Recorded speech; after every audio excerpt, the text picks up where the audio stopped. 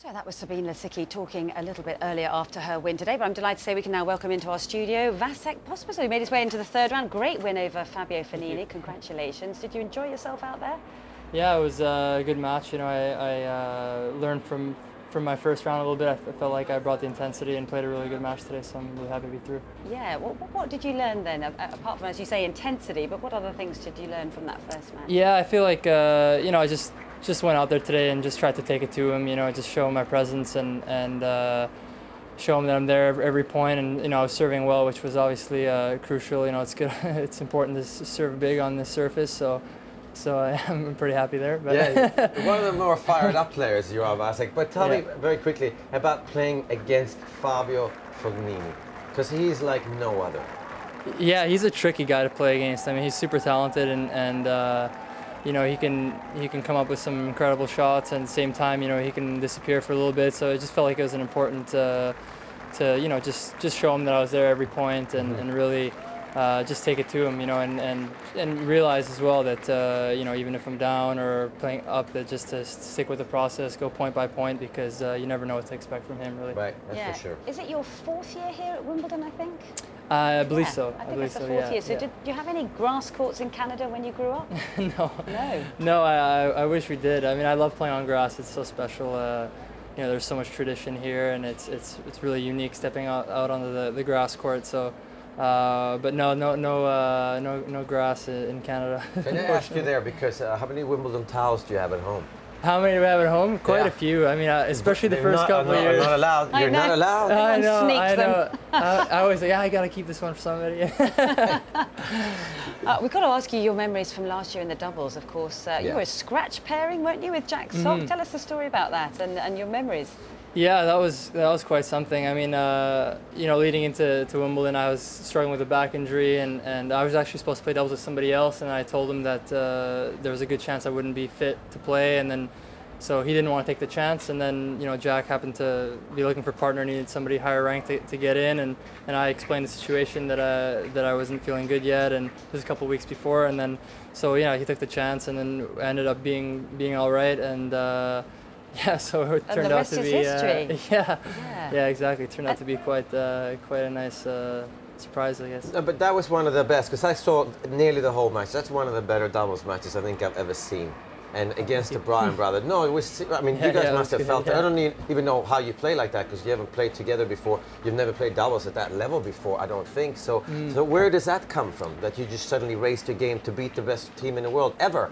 Yeah, I mean, yeah, we were inspired that week. I think, you know, me myself, I mean, I played a lot of doubles as a junior, and you know, I had pretty good doubles results. So I kind of always had this, you know, inner confidence and belief on the doubles courts that I could, you know, go out there and compete with the best. And obviously, I've been super focused on singles the last few years, but I think we just kind of got into this groove, and yeah, we were serving big all week, which is, you know, key, and just really just went out swinging, yeah. Yeah, because the reason I'm asking, because we saw Nick Kyrgios last year, right? And a lot of people say, oh no, he's not good enough yet because he's only 19 or 20. It's not true, because when a young player or a new team go onto the big court, they have no idea how well they can play, because this Wimbledon center court obviously inspired you to tennis that, I mean, I'm imagining you didn't think you could play that well in the doubles against the Bryan brothers, because have you ever played that well before? Well, not with Sock anyway, because it's the first time. I mean, it was, yeah, even looking back now, you know, I just kind of felt like I wasn't even there, you know, I just felt like it's like an out-of-body experience, exactly, you know, and you know, I didn't even remember the score, you know, almost like it was just kind of like, oh, we won, and then we were holding the trophies, but I think it just going in, you know, we were feeling really confident. We were pretty relaxed. You know, I think it was just maybe took us a little bit by surprise too. You know, that we played that well in our first, you know, Grand Slam final, and first time we ever played against the Bryans. Yeah, incredible. And you're back here playing together again to defend the title, because your partner's gone and broken his finger. How has he done that? Yeah, it's bad luck for him. Obviously, doing that in the singles. Oh, there's the tweet. Yeah. Is it in he did that in the singles? In a singles match, I think he fell on the court, from what I understand. So that's obviously really bad timing, you know, for him in the singles and for us, you know, coming here and defending our title. But I think he still mentioned that he was going to go out there and give it his best, and so I'm not really sure what that means. I haven't actually seen him play or see how much that's going to affect him, but we'll just go out there and see. Because we actually had Joe Wilfred-Songa in our studio, it was a couple of years ago, and he played the whole singles with a broken finger on his right hand, on his playing hand, which was extraordinary. But I guess that for Jack, it's his left hand, isn't it? It's his left one, yeah. So like I said, I'm not sure what's going to go on, but we'll see. Is he playing, who plays in the deuce court between the two of you? I do, yeah. You do? Deuce, yeah. So, okay, so he has a backhand now, because it'll be worse for his backhand, obviously. It'll be interesting. Yeah, it'll be interesting. I'm interested too. I don't even know what's Great. I don't know what to expect. That's great. Yeah, and just to describe for us, because obviously you said you played a lot of doubles in juniors, but I guess for somebody like you, when you're playing in big show courts in a doubles, how much does that help your singles? The fact that you've got to get those returns into play, you're getting experience on the big show courts as well. Serve is very crucial. How much does that help your singles? Yeah, it can only help. I mean, anytime you spend on the court, especially if you go deep into an event, whether it's singles or if it's doubles, I think it can always translate and give you positive things into the singles game, and so I think maybe the next time I go on a center court at Wimbledon, for singles, I'll be, I'll have that experience already, and so I'll be better, equipped to deal with it. But I think any good results like that in doubles can only give you confidence in singles. And then you've got James Ward, a Brit, in the next There's round. a big court for you. Yes, I was going to say, you're probably going to be on a big show court, I would imagine. But are you prepared to take not only him on, but you're going to have some partisan crowd to take on as well? Yeah, I'm definitely prepared. I played a lot of Davis Cup events as well, so. But I mean, in general, I love bigger courts. I tend to play better when there's a big crowd, even if they're against me, and it's kind of it's a stage that I enjoy, and so I'll really just go out there and relish it and just enjoy the moment and try to play the best I can. Do you know his game well? I know, about as well as any other player, not more in particular. It's just played him one time a long time ago. I haven't really practiced with him much, so I know his strengths and his weaknesses, and I know what to expect. So I'll be sure to exploit those. I need to ask you, because I'm obviously from Sweden, and you're from Czech origin.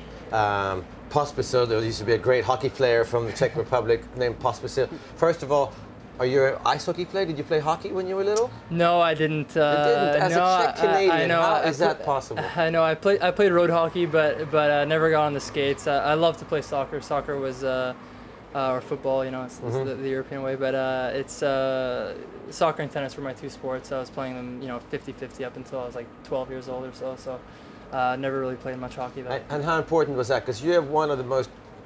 Have you ever seen him move? Yes. The springy legs that he has? Yes, I have. Have people explained that to you? Springy legs? Is that it's unbelievable. Is that soccer then as well? I think so. Natural? Yeah, I think so for sure. I mean, I was, even as a kid, I was just always doing something. Playing basketball or playing tons of soccer, and working hard on the court too. Working on my footwork and stuff like that. So it's just, I guess I tend to move pretty well, especially on hard court. I think that's my best surface in terms of movement. But I'll try to use that tomorrow. Yeah, importance of movement and playing different sports. When you're a kid, you need to play different sports. That's how you become an athlete like Vasek, that's for sure. Absolutely. We just want to get your opinion on the match on centre court, Dustin Brown and Rafa Nadal.